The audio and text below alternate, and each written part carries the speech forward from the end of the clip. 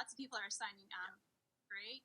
Then I will keep an eye on comments and reply to those that Emily can just keep sharing about what's going on. And I got your mail. I'm excited. I actually have somebody that I'm going to give my RemembeRing to this Christmas. So. Excellent. Good. I mean, the real tricky part about it right now is with the holidays. It's already a tough time for people around, all sorts of losses. And then if you lose a pet on top of it, it's really rough, Can you just tell people a little bit, like the Cliff Note version of how you came up with RemembeRing? Sure, yeah. Hi, everybody. So my name's Emily Piccirillo. I have a small business called RemembeRing. And this is a product that helps people grieve the loss of a pet. And I came up with it actually years ago when I was working in the AIDS community. And part of my responsibilities was to help children anticipate, prepare for, and then I would actually accompany them to family funerals.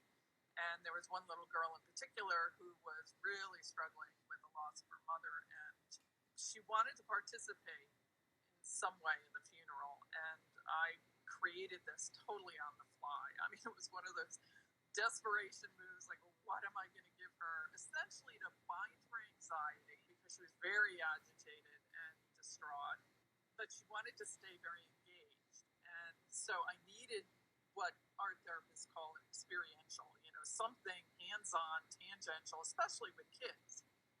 She wasn't particularly good at expressing herself verbally. So it's like, okay, what am I going to give her? And so I took a piece of paper and cut out a circle and then cut out the circle inside it and explained to her, one was for her and one was for her mommy. And we actually sat in the pew in the church while people were coming in, and she wrote out her little note to her mom, and we went up and put it in the casket. And it was a very involved process. I was really kind of stunned because all these other little kids came up and they all wanted to know what we were doing. They wanted to see where we were putting it, what it said and everything. And she kind of became this little instant celebrity in the moment, because she was really celebrating her mom, and she was very proud of the fact that she had this to give to her mom. And then I knew I had a photograph of her mom. So when we went back for her next session, we did that outer ring, created the frame for her to keep for her mom. So that was the original moment, the aha moment, which was just, it helped both of us actually, to have this solution for her. Yeah, and then it evolved in that I realized in a lot of the adult sessions that I was having that the clients they were struggling a lot with early losses that were unreconciled, unaddressed. And often they were about pets. And I had lost pets when I was a kid because I had lots of animals in my life. And I just knew, I understood how traumatic that can be, especially if the adults don't handle it with any kind of nuance or attention to the particular child and the relationship and really honoring it. And so there were a lot of folks that were crying a lot more for the lost pets than they were for the adults that they were losing in the moment. So I tucked that in the back of my head and in my heart and said, this needs more attention. I think that RemembeRing could help them as much. And we don't have many mourning rituals that we do consistently for pets. So really that was my intention with it, was to create a mourning ritual for pets, because it really helps people recognize that this is something that we need to process collectively. It's something that we need to do together. It's so nice to have something physical to do in those moments where you feel so lost. It helps you to reconnect with so many things. And I pulled it out of the pack. You can see this nice thick cardboard stuff. You have the two sections, right? So this is the one you write a message in. Yes? Yeah, that's the part for letting go. Letting go. And you put that in the casket or with the dog or cat or goldfish or whatever you have. And then you have this nice plastic pocket, right, that can attach on the frame. You can put your favorite photo in there. strips to hold the sleep on, and there's a hang tab, and there's a magnet, and there are 4 different designs. I actually brought them in case people were curious. So you have, the star one. There's one with a cloud and a rainbow around it. There's another more vivid one. Kids love this one. It's all a rainbow with a gold heart in the middle, which I made actually.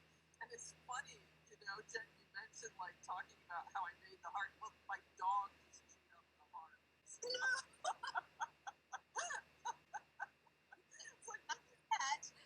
like, she had no idea what she was destroying. It was just such a funny moment. I walked in, I'm like, oh my goodness, there it goes. We're not going to have that for show and tell. And then the 4th one is a daisy, because a lot of people said they would like a flower. Because I actually kind of polled the studio audience and asked them what, sort of the universal symbols are that they associate with Voss. And those are, 4 of the big ones that came up. Yeah, so I'm an artist as well, and I figured, okay, I might as well start by making some of the designs myself. And I have this lovely company in Boston that I work with to actually produce them, and then they kit them, they actually make them into the packages, and they help with fulfillment. I'm now working on another 4. I'm trying to figure out the next 4 designs. So if anybody's on this and you want to DM me and tell me what you think a great design would be, I'd love to hear it, because I want to make sure that I'm being responsive to people who are hoping to use them. I would say a forest. Yeah, that's nice. Yeah, that would bring back a lot of memories for me to have a frame with trees to put the running dogs in or something. Yeah, I mean, because so many people associate, obviously dogs, more of a dog motif, even though, people who have cats and let them go outside, they might as well. They might also. But yeah, I mean, taking some people actually, in terms of the center token, they will take this and they will actually like tuck it under a rock on like a hike they take their dog on, or put it in a garden. Yeah. So, and in that way, when they're if they go back to that trail, they know there's sort of there's a piece of that bond that they kind of visit. It's like a bit of a grave in a sense. It's so important to have those places and ways of remembering the title. So remembering those special moments that we are sad about losing, because they and that we can keep enjoying places in those moments, even though we have that pet that we lost. So I was looking at Instagram posts about, you mentioned that loss of a pet is the first death experience that we have when we're younger, as humans or as kids. And what a great opportunity to have, something tangible they can just fill out, or what a great moment of giving them skills for a life. So do you have any tips for the adults out there, or the professionals out there, of how to walk their kids specifically through that grief process? Yeah, I actually have a little guide I put together on that folks DM me. I'm happy to send that as well. I'd like to say that it's straightforward, but it's really not. I mean, honestly, when I was thinking about this morning, and forgive me for making this association, but I actually thought it's a bit like teaching kids about sex, in that there are developmental levels in terms of their understanding, and really what you want to do is respond to them and get them talking, so you can figure out how much they already understand and where their questions are. So basically, you follow their lead and you answer their questions. And you know how kids will jump from one thing to another? Like they'll ask you a question like, so where'd the body go?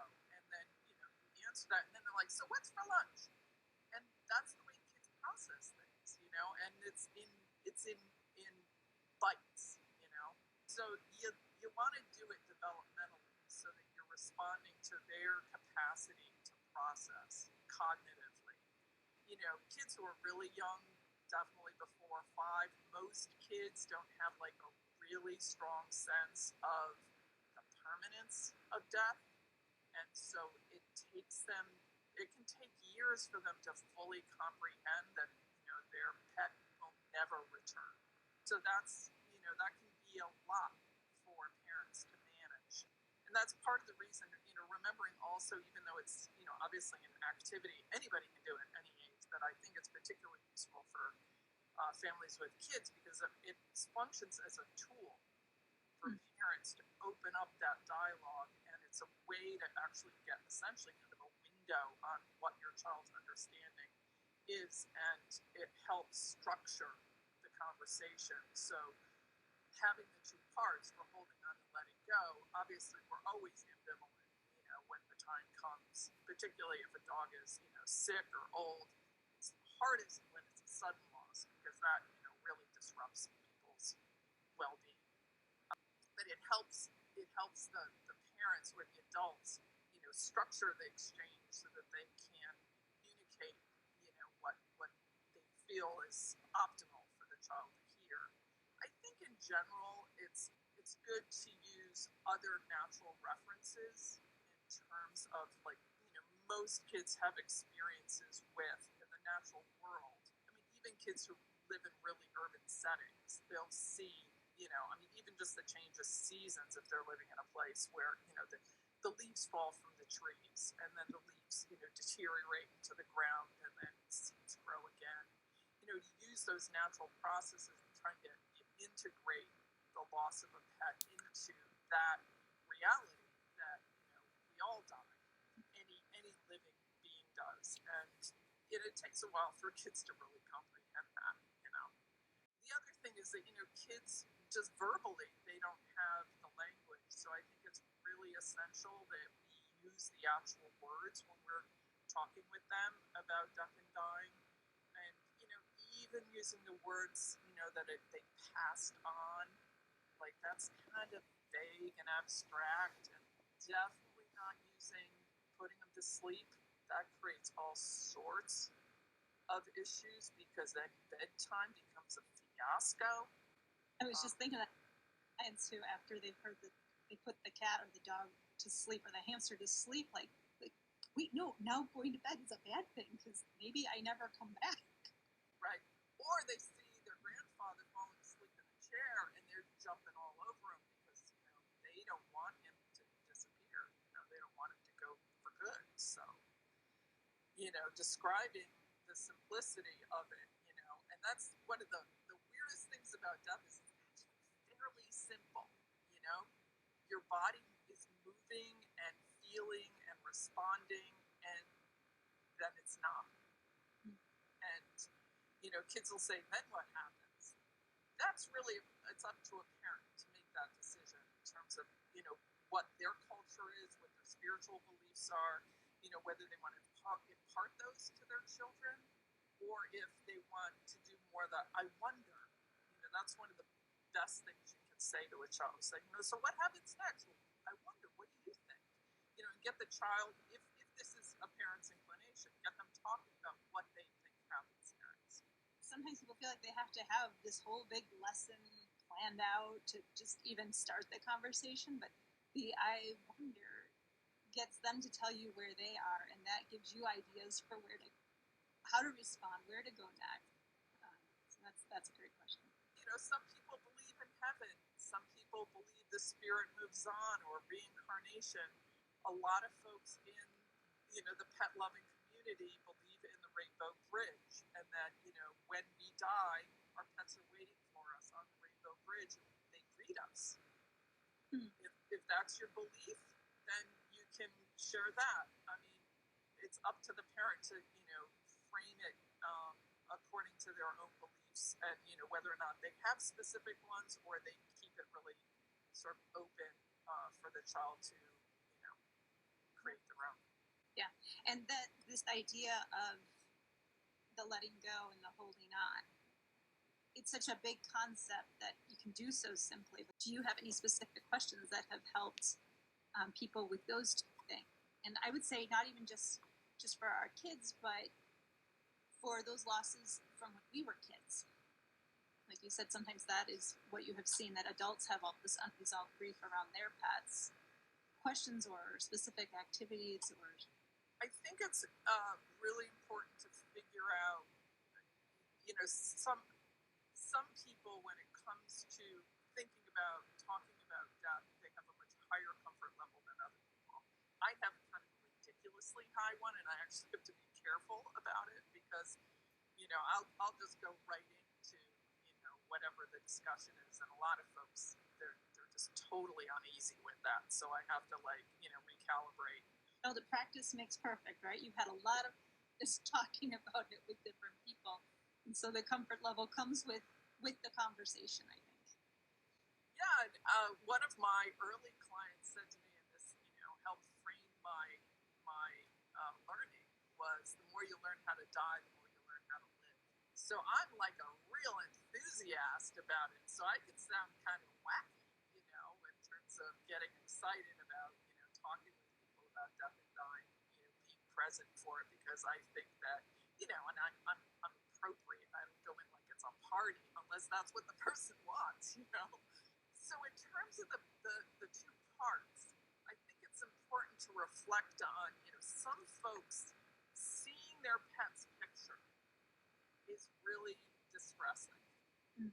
Some folks it's really distressing. Other people, they have an altar, they have everything, they have where they have pictures in every room, and so it's, a very much the display is really part of their grieving and healing. Yeah. Other people,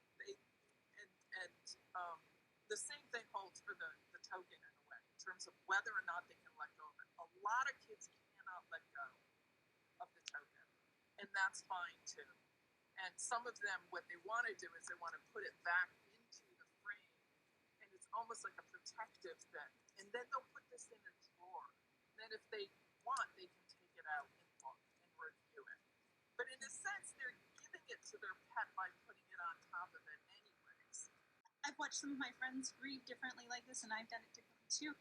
That process of, I want to look at the picture, I want their stuff around. Okay, now I'm ready to send that, to somebody else with a pet, or I'm taking that token back. I don't want to get rid of that. I want to have this on my wall. Now it's time to put it in a drawer, and now it's time to release the token. Like it gives you clues into where this, because it's not once you do these 5 steps, you're all done with it. And I get a lot of gratification out of that you can kind of customize your own grief process to where you are in that continuum, and recognizing that it isn't like Kubler-Ross's original ideas of these linear steps that you go through and then you're done. You have what some people call closure or resolution. I don't believe that. I like the model of it being like a spiral that continually crosses itself. So you revisit these moments, but you continue to move forward because time moves forward. We're part of time.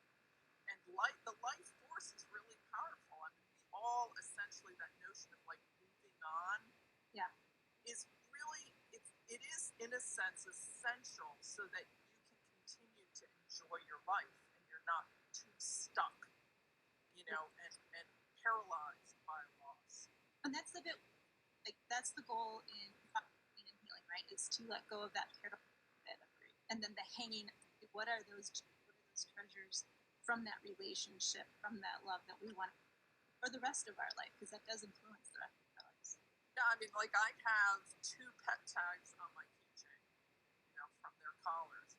I put them on, and I love that. I hear it. That jingle. It's the same jingle that I heard when they were, running around the house. And yeah. that, it's like I'm hearing them, but some people that would be, really hard. And so it's important you figure out what, makes you happy in essence, as you celebrate their lives. I mean, the initial intense phase when it's really raw, that's the most difficult. I think we're always so disoriented and uncertain how we want to respond, how we are responding. It's often really confusing. And then it starts to settle out. And I call it that initial phase, I call it the funk and the fog. You're just like in this, like, whoa, And then it does, if you can move with it and sit with it, it starts to resolve. In terms of that confusion, it starts to settle out, and then you can start to integrate, this reality into, essentially your new self. other art activities that have been helpful or that you wanted to share today? Yeah, it's interesting. One of the other things I did as an art therapist is I worked in addictions, and one of the I think this is one of the most profound truths of addictions that goes largely underappreciated is that there's a lot of unresolved grief in addiction work, that folks weren't able to experience a loss for whatever reason and really feel comfortable with it. And that's where the disenfranchised grief comes in, where they, for whatever reason, they weren't allowed to explore a loss and move with it. And so one of the things that I found when I was doing the addictions work, when I could identify, say, a handful of the clients in a group that really had some profound unaddressed grief, was I did work with them. And often there was a correlation with those folks and a general limitation around identifying, differentiating, and identifying and expressing feelings, emotions. And they often somaticize them. So if when they said they were in pain, they were often in physical pain as well as emotional pain, which is real. I mean, we know when we're grieving, we can have stomach aches, headaches, backaches, all these, physical manifestations. But folks with addictions often have like that more so. And that's actually why I think part of the reason they end up using drugs is because there's this, they're treating both the physical and the emotional manifestations. Anyways, enough on that. So what I found was helping them learn, much as you teach younger people how to differentiate their feelings. And that's where art is so great, in that you've got color. And we tend to associate different colors with different emotions. And you can do exercises with them where you use, and it depends. I mean, they need to be psychologically tact enough that they're not going to decompensate and get, kind of psychotic in the process. Paint tends to do that, so you want to be careful in terms of how much paint you get. Runny paint, because then everything starts getting all mixed up. Yeah. But the mixed up messiness is actually part of it. And if you can work, and this is where being an experienced therapist really helps. And a parent knows their child as well. And what is really great is to give them lots of different colors, whether it's tissue paper, sand works. You can do different colors, sand, or paint, and you have them identify, associate feelings with colors, and then depending on sort of their developmental level and their receptivity and their comfort, they create images using the different colors specifically as a depiction of their grief. So they're incorporating all those different emotions, because most people, you ask them what's grief, and they say it's sad. It's like, wait a second. When you think about it, I mean, grief is essentially, it's love. You wouldn't be grieving if you didn't love. So love that's the baseline, and often it's really hard to see it. But there's fear, there's relief, there's anger, there's all these other feelings. I mean, it's a long list that goes with grief, and it's really helpful if you have the opportunity and the time, to help them differentiate like all those different, and recognizing too that it evolves over time, and you often experience them simultaneously.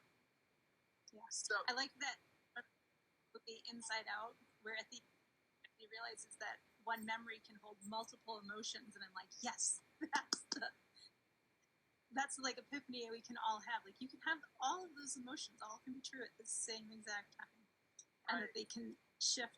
It's not going to all just become happy some magical way in time. You got to face it, and then it starts to shift. Yeah, a fun thing to do with kids along that line, once they have like their different, particularly with paint, is to create puppets of themselves, and then they paint the inside of, like, if you use like a paper bag, and they draw themselves on the outside, and then they put everything on the inside, all those feelings on the inside, and it helps them recognize how fake people can be in their presentation when they're grieving. You know, oh, I'm fine. Oh, no, I'm okay. It's like, well, no, you're not. But you feel like you're supposed to be because perhaps the people around you are uncomfortable. So, I mean, it gets a little tricky at times because sometimes kids are far more comfortable with their grief than the adults in their lives.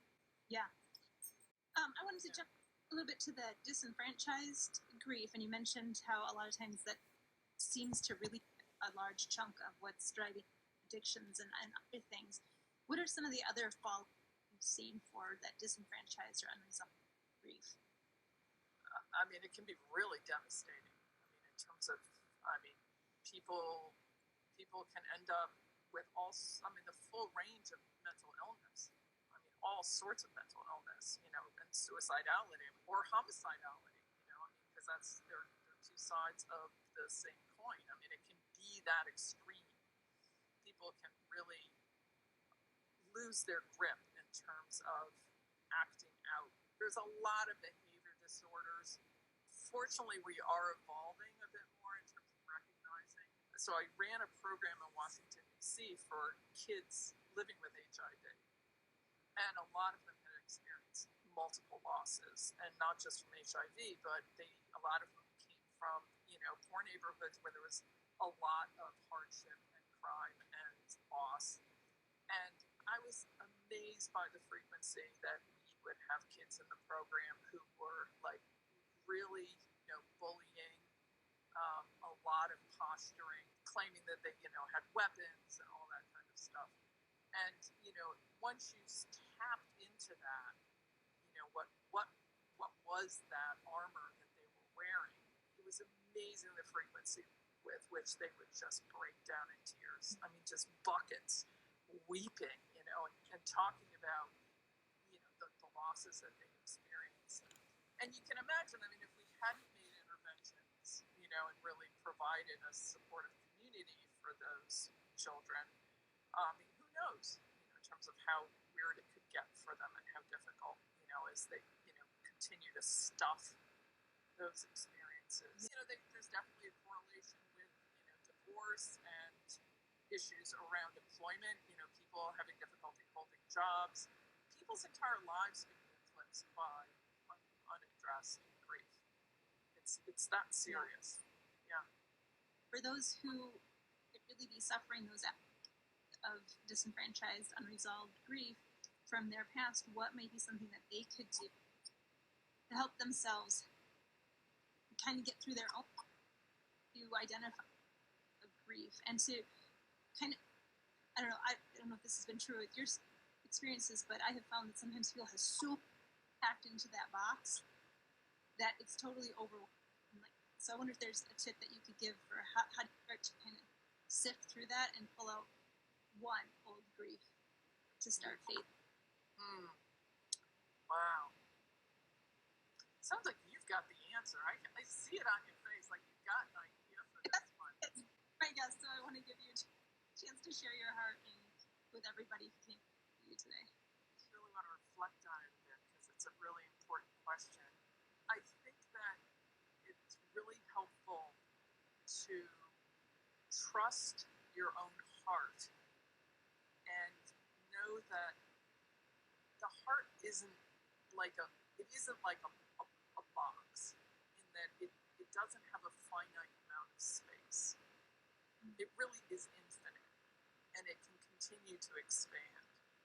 So even when you're at your sort of weakest, most depleted, most broken or hurt, you can open your heart wider and make room for yourself, because it's that tightness, it's that, you know, sense of feeling trapped and stuck. It's like one of those Chinese, you know, finger traps. You know, the more you pull, the worse it gets. So there's a relaxing into it and an opening up to it that I think that's the essential process.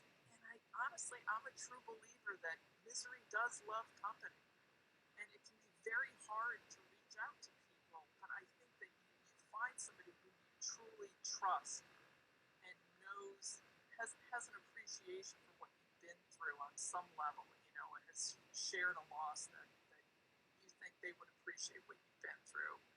And it's important to reach out, to take that bit of a risk, and to say, I think I need some company around this. And it can be silent company. It doesn't even have to be talking. It doesn't have to be art. It doesn't have to be any of those expressive therapies. But having that sense of solace, by being with someone who will, sit with you as you open your heart to, the hardships. So that's my immediate thought on that. It's a great topic, though. I would love to go on and on about it. It's important. Right. So we'll put and ideas, helpful links in the newsletter, which people can sign up for at healingathome.com. I think there's a link in my bio to that newsletter, and I have all of Emily's links on there as well. And don't forget, give her looking to make some rings with new. So give her your vote on what you think should be the next creates in there. Oh, I know. I was gonna say I will share here, and I'll put it more in my newsletter too. Christmas, holidays, honoring grief. I was thinking, you could then take one of these things, you could create an ornament for the tree. Absolutely. Or you made that paw printing clay.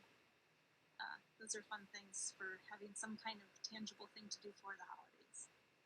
But thank you all for joining. Thank you so much for your time. Thank you, Jen. Thanks for the opportunity. I really appreciated the chance to share, and I wish everybody well for the holidays. Absolutely. Yeah.